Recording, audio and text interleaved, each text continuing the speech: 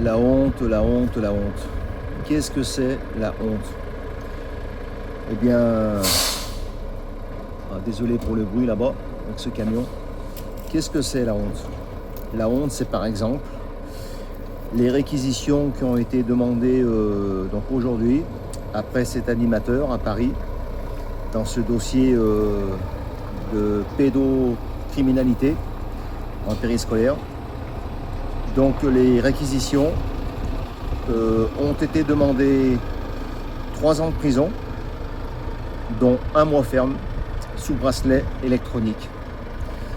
Ce qui veut dire que cette personne, au vu de ce qui est donc demandé comme peine, il ne fera aucun jour en prison.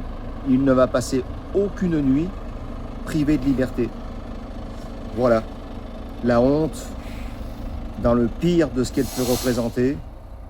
Vous avez des enfants, moi j'en ai pas, mais j'ai la même haine que vous. C'est pas possible ça. Ce pays, il faut le retourner. Il n'y a rien qui va.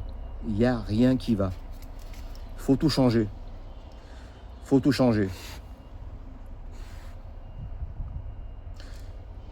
Malheureusement, à l'heure actuelle, personne n'en est capable.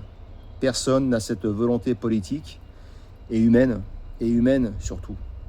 Parce que on parle d'humains là. Ce sont des enfants. Et ces enfants, c'est quand même l'avenir.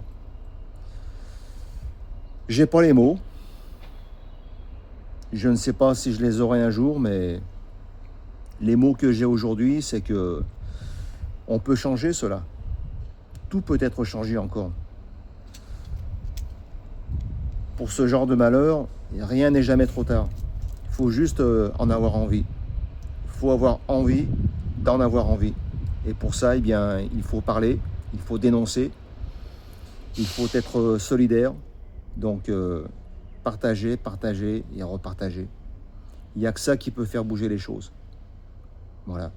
Et puis, il y a une chose essentielle, c'est que pour que les choses changent, il faut juste avoir aussi l'amour de l'autre. Mais alors ça, l'amour de l'autre, qui a encore cela aujourd'hui?